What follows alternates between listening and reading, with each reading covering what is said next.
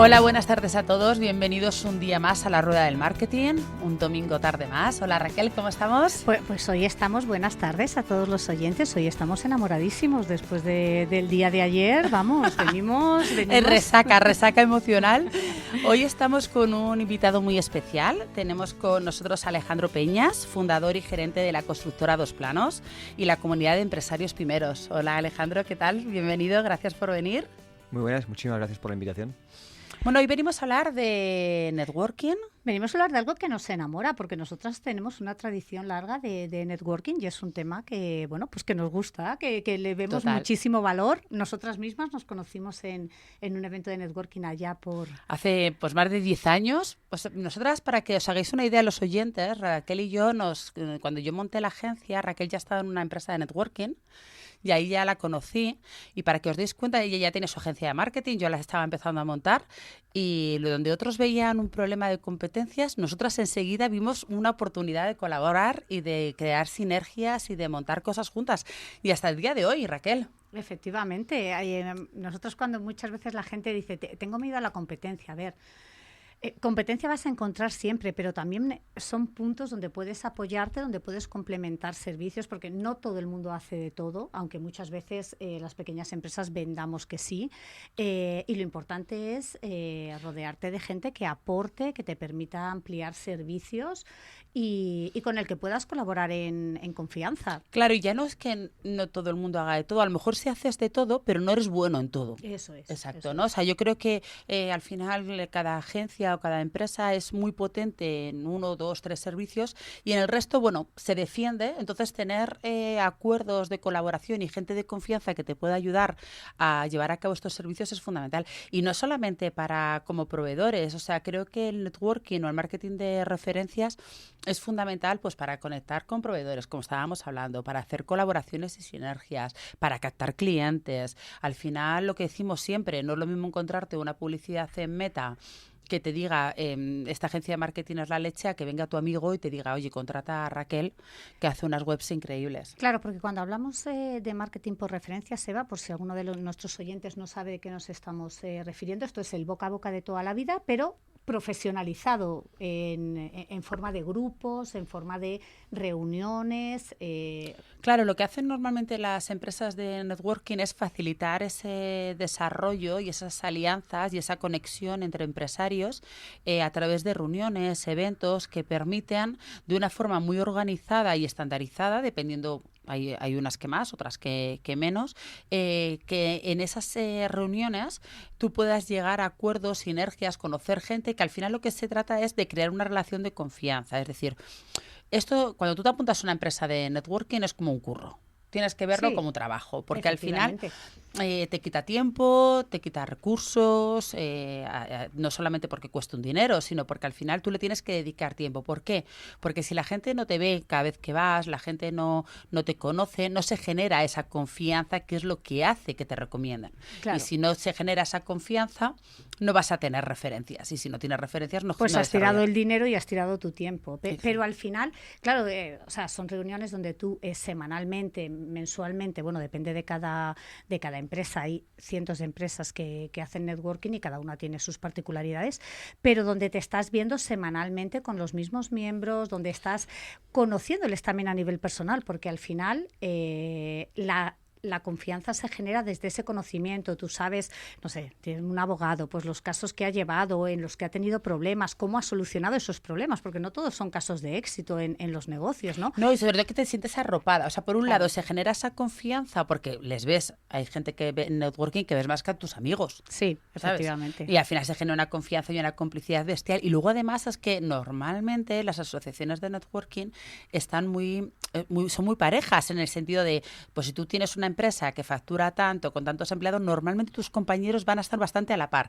Con lo cual, cuando tú estás en un problema, una situación complicada, te sientes muy arropada, porque todos los que están ahí, o muchos, o han pasado o van a pasar por lo mismo que estás pasando tú. Claro, y además comentabas, o sea, es cierto que la mayoría se apunta para conseguir clientes y, lógicamente, a través de esas referencias, de esos contactos, son contactos cualificados, porque hablábamos el otro día, no es lo mismo un contacto frío que te llega a lo mejor mejor a través, que también puede ser muy válida, a través de una campaña de Google, pero lógicamente si una empresa con la que yo trabajo me está recomendando a ese abogado, a esa gestoría o a esa empresa de marketing, se pone mucho más en valor, ya no es una puerta fría, ya es alguien que me está hablando de cómo trabajan, de que le ha funcionado a ellos, o de que por lo menos es una persona que da esa confianza que uno está buscando en un colaborador. Entonces, a nivel cliente es súper importante, pero también a nivel, yo he conocido muchas empresas muchos empresarios pequeñitos que se han apuntado cuando están empezando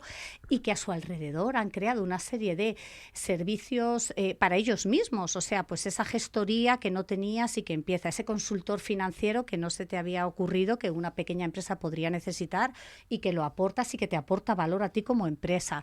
Entonces, es esa maraña, ¿no? Esa red es una red, claro. No, y aparte que, bueno, ahora vamos a hablar con Alejandro, que nos va a hablar sobre Pimeros, porque es uno de los últimos descubrimientos que hemos tenido Raquel y yo, y estamos enamoradas de esta asociación, bueno, organización, red, no sé, Alejandro nos dirá bien cómo definirlo. Una de los valores además fuertes que tienen, por ejemplo, Pimeros, es la parte de la formación. Bueno, Alejandro, cuéntanos un poquito. ¿Qué es Pimeros? ¿Cómo surge Pimeros?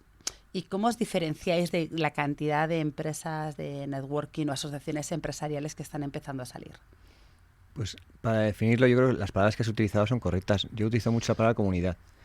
Y comunidad entendiéndose como ese conjunto de iniciativas que hacen que el empresario vaya acompañado en ese recorrido de construir proyectos fuertes. Primero trabajamos 3 pilares principales, ¿no? El formativo que acabas de mencionar, porque creo que es realmente un mundo complicado, sobre todo cuando uno convierte aquello que sabe en un negocio, ¿no? Intenta convertirlo luego en una empresa. Hay muchas cosas de las que uno tiene que aprender que no conoce. Si yo soy abogado, yo sé de leyes, pero no necesariamente sé cómo construir una empresa sólida, ¿no? Y hay que aprender mucho, pues, de temas comerciales, de temas de gestión de equipos, de temas operativos, financieros, y creo que para ello, pues, la parte formativa enfocada en pequeños negocios es muy importante. Totalmente de acuerdo, porque uno de los grandes hándicaps que tenemos los empresarios de pequeñas empresas, a mí me pasó particularmente, yo sabía mucho de marketing, pero no tenía ni idea de finanzas, de administración, de todo eso. Para mí era un mundo horrible y tienes que saber, porque no puedes dirigir o vigilar o coordinar a nadie si no tienes unos conocimientos mínimos que te ayuden. Pues eso nos pasa a todos. Cuando uno empieza una empresa es imposible que no sepa de todos los elementos que requiere esa empresa, ¿no? Lo segundo que hacemos, que está un poco ligado a un comentario que has hecho antes, es fomentar el aprendizaje cruzado. Entonces organizamos grupos de intercambio donde una vez al mes se reúnen y aprenden sobre errores del resto de miembros de ese grupo. Son grupos de 6-7 empresarios. También comparten el principal reto que tienen sobre la mesa, comparten objetivos para el año y resultados anteriores, y es una manera, pues, de recorrer este camino acompañado. Pues no olvidemos que el camino del empresario es muy solitario. Totalmente, solitario y difícil, porque era una de las cosas que yo decía, ¿no? Yo cuando empecé, bueno, y a día de hoy me sigue pasando, sabemos que al final la economía es cíclica, sabemos que tener una empresa es estar en una montaña rusa continuamente subido, ¿no? Entonces, claro, cuando estás arriba de la montaña es relativamente sencillo, es guay, aunque también necesitas acompañamiento porque a veces se te puede ir de las manos la euforia, pero joder, cuando estás abajo. Bueno, y además a mí una de las cosas que me pasó las primeras veces que acudí a reuniones de este estilo fue también el mundo que te abre, porque muchas veces, ha comentado Alejandro, estamos muy solos. Tú estás dentro de ti mismo, de tu empresa, de tus problemas, de tus realidades, de tus éxitos, pero hay muchísimas cosas que influyen en tu empresa. Quiero decirte, por ejemplo, normativas, política de privacidad, en mi caso, con temas de web, o sea, un montón de cosas que están relacionadas y que tú, si no te las cuentan, o sea, bueno, hoy en día todos tenemos acceso a la información, pero es muchísimo más costoso estar al tanto de normativas, de utilidades, de herramientas. De ayudas. Claro, de ayudas, efectivamente. Entonces, tú cuando acudes a estas reuniones y te mezclas con otros empresarios que no son de tu sector, pero que te cuentan sus realidades, sus problemáticas, sus novedades, pues eso ayuda muchísimo. Correcto. Entonces, hablábamos del tema formativo, hablábamos del tema de aprender unos de otros, y el tercer elemento, que lo habéis mencionado muchos, es cómo construyo simplemente relaciones con otros empresarios. ¿Cuál va a ser el beneficio? Pues es que está en muchas direcciones. Habéis hablado de poder encontrar proveedores, de poder encontrar clientes. Está la posibilidad de complementar tus servicios con los servicios de otros. En construcción, por ejemplo, donde yo tengo la constructora, entra dentro de lo normal el poder acudir a proyectos de la mano. se llaman UTES, ¿no? Y entonces es Claro. un proyecto muy grande para mí, entonces voy de la mano de otro constructor. Entonces yo siempre digo que en el mundo de la pyme no hay competencia. No hay competencia quiere decir que somos tan pequeñitos cada uno de nosotros que realmente es mucho más lo que podemos aprender unos de otros que el riesgo que podemos tener de perder un cliente. ¿Ya hay tanta tarta?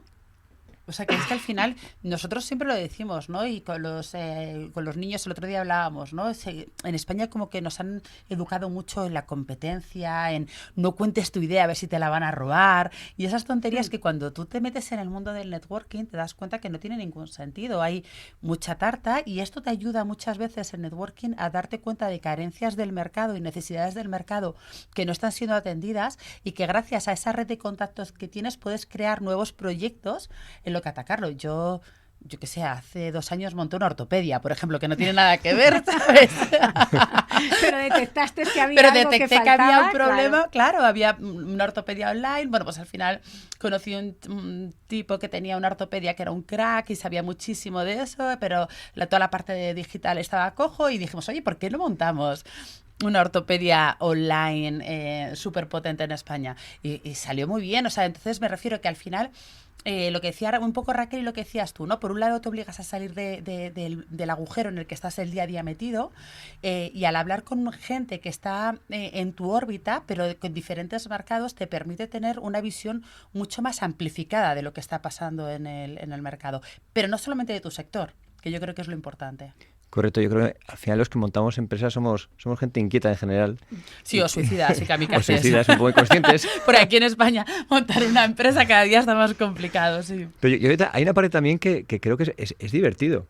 Porque yo tengo muchos amigos que son del mundo de la gran empresa y bueno, pues cuando hablo con ellos hablamos de 1000 cosas, ¿no? Pero de ideas de negocio pues es un poco más complicado. Y cuando hablo dentro de la comunidad con otros empresarios es muy divertido porque muy rápidamente empiezas a montar proyectos. Sí, sí. Hay que tener mucho cuidado porque el de sujétame el cubata, que montamos una SL, o sea, en nuestro mundo es súper normal, sí, desde luego. Pero también porque pierdes el miedo, ¿no? Al final, yo el otro día me decía una amiga que trabaja en una gran empresa, pero Eva, ¿por qué cuentas las ideas que tienes y si te las roban? Y yo le decía, es que las ideas no valen nada si no las ejecutas. Es decir, todo el mundo tiene ideas.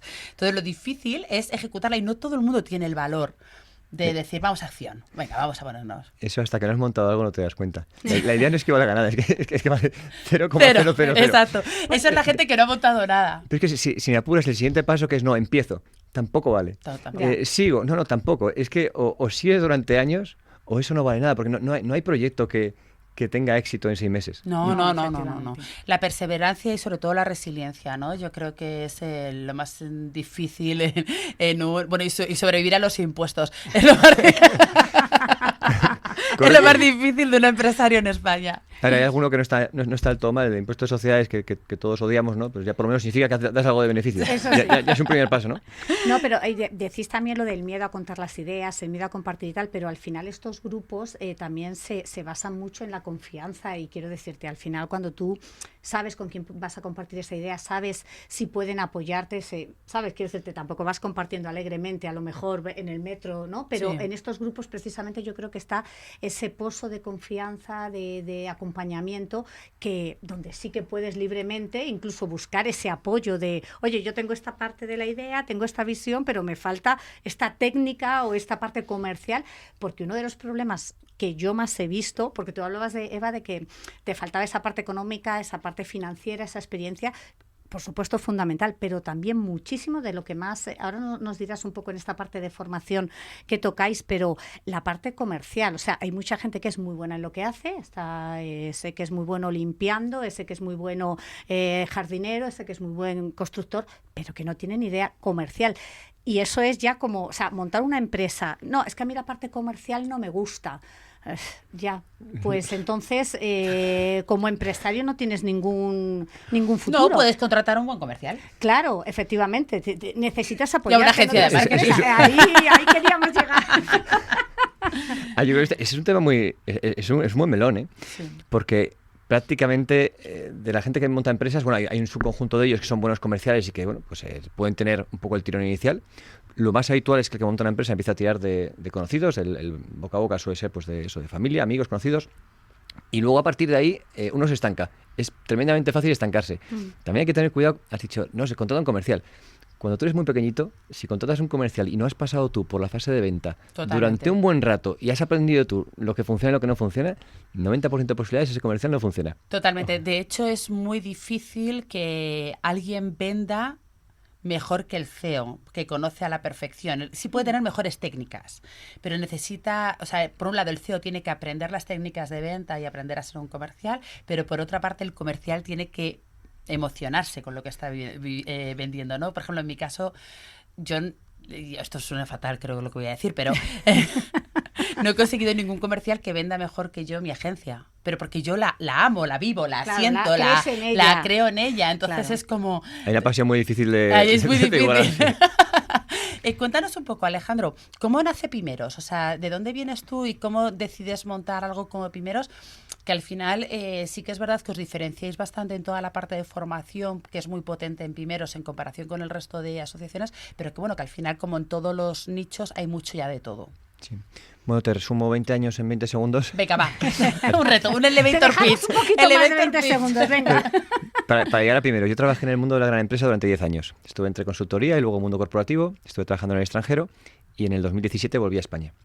En ese momento yo siempre tenía un poco el espíritu emprendedor. Lo que pasa es que cuando uno entra en la rueda de la gran empresa, no es nada obvio salir de ahí. Sobre todo si te va razonablemente bien, cada vez el coste de oportunidad es más alto y cuesta mucho salir.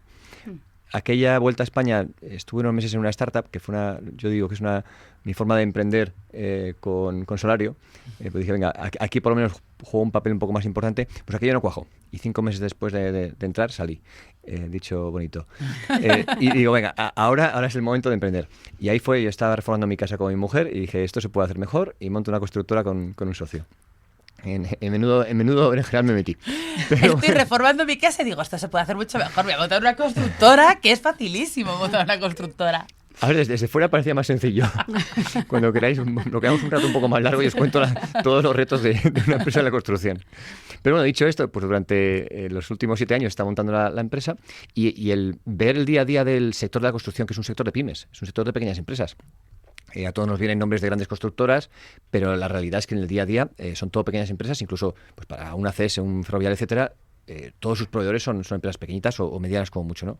Y te das cuenta de lo duro que es.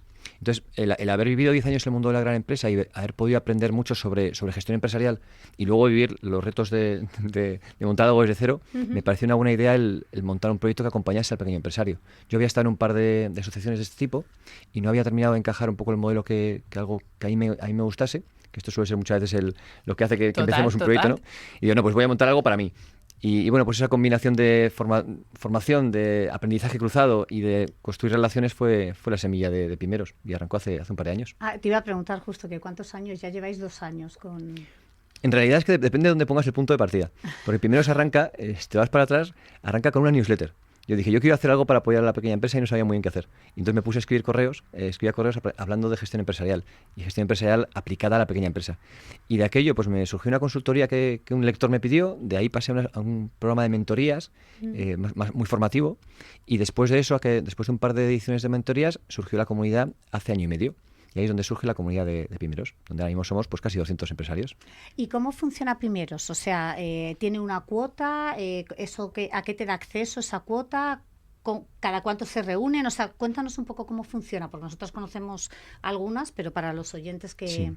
En general, este tipo de proyectos es una cuota mensual. En nuestro caso no tiene ningún tipo de compromiso de permanencia, con lo cual en el momento en el que uno no esté a gusto, pues se puede ir. ¿Y qué incluye la cuota? Pues incluye acceso a sesiones formativas, que contamos ahora mismo con 8 sesiones a lo largo del mes. No hace falta que los miembros de la comunidad vayan a las 8, que alguno me dice, pero es que no tengo tiempo. Digo, bueno, no hace falta que estés en todas las sesiones, lo que hace falta es que encuentres, o intentamos que haya contenido diverso para que poder aportar a empresarios con diferentes puntos de madurez y diferentes fortalezas, ¿no? Además, se quedan grabadas. Quedan grabadas, claro. Por eso, que luego las puedes ver en cualquier momento, porque a mí a veces se me complica el tema y las puedes grabar y son súper interesantes. Hay formaciones de absolutamente todo, lo que te puedas imaginar. Tenemos una plataforma súper chula donde te conectas y tienes un repertorio de prácticamente 100 talleres, que en realidad si lo empaquetásemos ahora podríamos vender esa formación, porque es que es tremendamente amplia.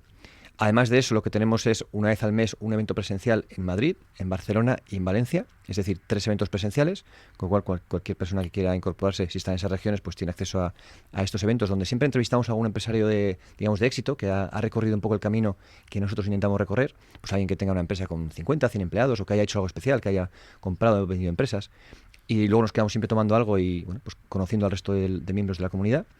Y lo tercero que hacemos es el tema de los pequeños grupos de intercambio, que eso está coordinado por nosotros, y una vez al mes pues se reúnen en una sesión de 1 hora y media para aprender unos de otros y para compartirse experiencias con una agenda concreta. Pero la asistencia a estos grupos no puede ir cualquiera, tienes que ir invitado por uno de los grupos, no, de lo que es el evento. Las reuniones presenciales, tienes que ir de la mano de alguien. Uh-huh. Sí. Correcto, los eventos presenciales están restringidos a los miembros de la comunidad y los miembros de la comunidad tienen el derecho a traer invitados. Uh-huh.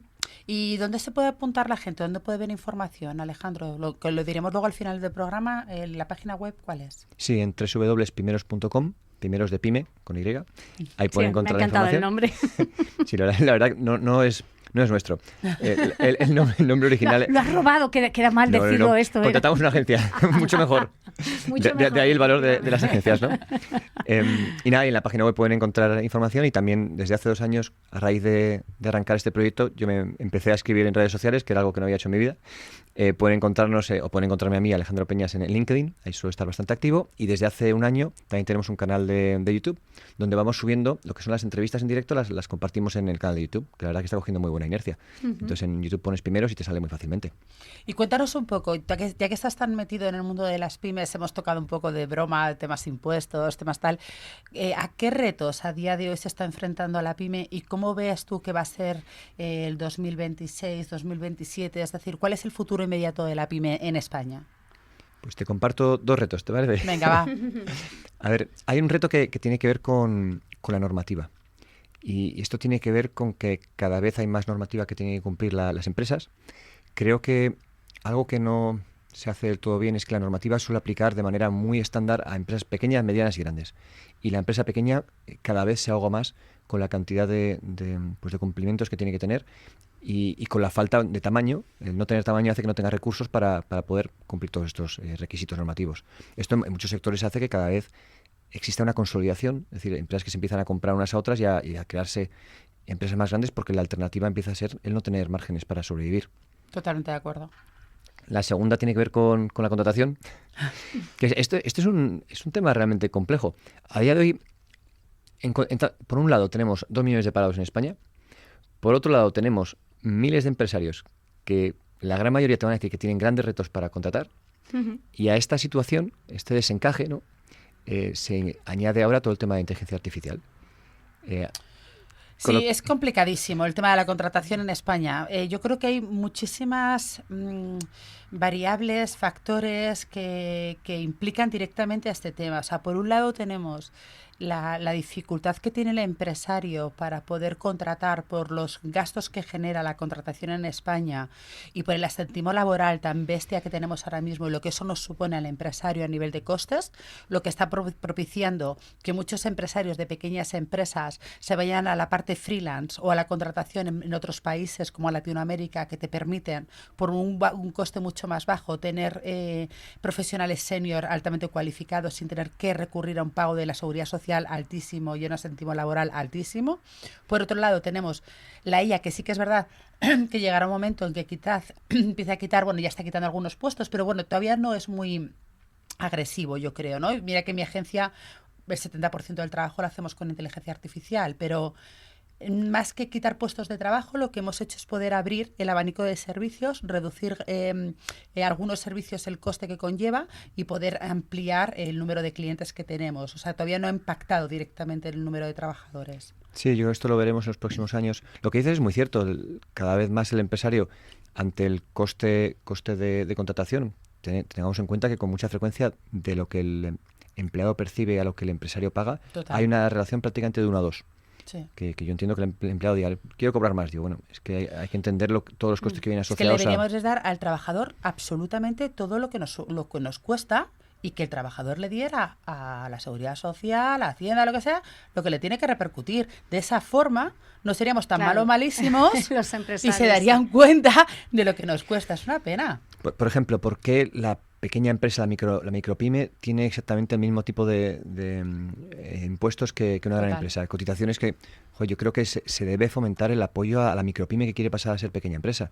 Porque el impuesto de sociedades es el mismo para una corporación del 25%, prácticamente 25%, que para una pequeña empresa, salvo la excepción de los 2 primeros años que tienes un 15%. Sin hablar con las grandes ayudas que tienen de financiación y de recursos y de todo, las grandes empresas y las pequeñas empresas no tenemos nada. Yo me acuerdo el primer año que monté mi agencia, que tenía una persona contratada y di 3.000 euros de beneficio, que yo lloraba de la alegría, y cuando me dice la gestoría lo que le tengo que pagar, digo, pero si me tienen que pagar ellos a mí, ¿no? O sea, he montado una empresa, doy beneficios y tengo una persona contratada. Digo, ¿por qué?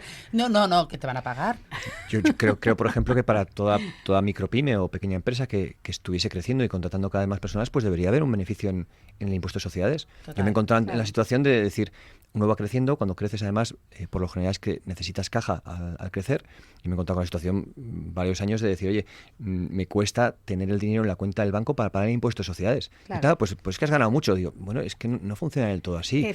Uno da beneficio, pero ese beneficio se reinvierte. Se reinvierte en contratar más personal, en contratar, pues... en publicidad para poder crecer. Ejemplo. Claro. O sea, que es que al final, no, y es verdad que es un problema gravísimo lo que tenemos. Y luego no hablemos de lo que hablaba del asentismo laboral, o sea, las bajas que se dan como, y esto yo sé que está fatal, pero bueno, estamos en Capital Radio, tenemos muchos oyentes que están igual que nosotros, las bajas que se dan como chuches, o sea, que no tiene ningún sentido. Yo el otro día hablaba con una compañera, se le había dado de baja uno de sus chicos y tenía que pagar todo el salario, menos un porcentaje es pequeñísimo, y tenía que contratar a otra persona y decía, es que no puedo. Sí, según el convenio las normas son un poco distintas, pero de los 3 millones de autónomos que hay en España, ¿cuál es la tasa de absentismo de los autónomos? Ninguna, pero si yo... Curioso, ¿no? Curioso. Claro.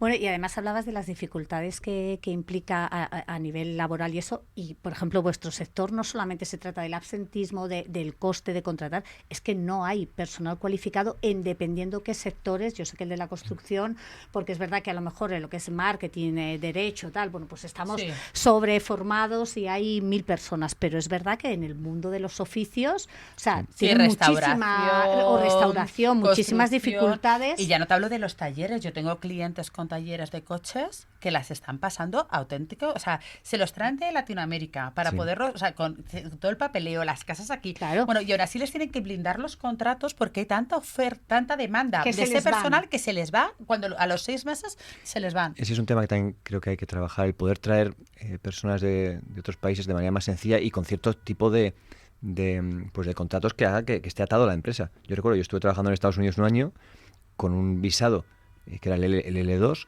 y yo no podía cambiarme de empresa. Mi empresa me había sponsorizado para ir allí y yo no podía cambiarme de empresa. Claro, tú ahora traes a un empleado de Latinoamérica, o tienes cierta seguridad que va a estar contigo un par de años, o es que el esfuerzo para traerle no compensa. Claro, el esfuerzo, el tiempo que gastas en formación, la formación en sí. Pero si yo pensaba que se podía blindar por contrato, porque yo me acuerdo cuando tú hacías los MBA en las empresas, no te decía el CEO, yo te pago el MBA, pero te bloqueo por contrato que estés 5 años conmigo o lo que sea. No sé, pensaba yo que de esta forma también se podía hacer. Todavía no he visto una manera de atar del 100%. No. Lo de los MBAs lo he oído de cerca.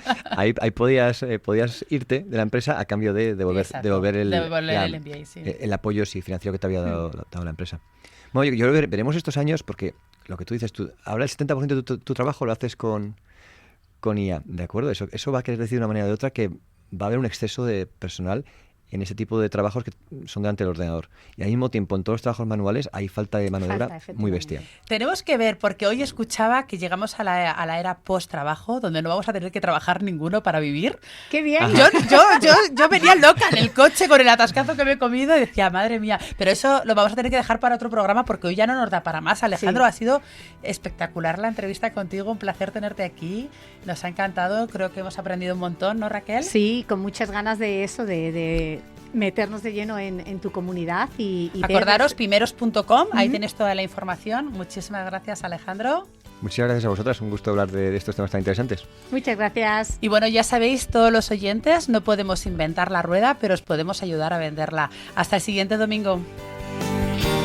La Rueda del Marketing, con Eva Pastor y Raquel Martín.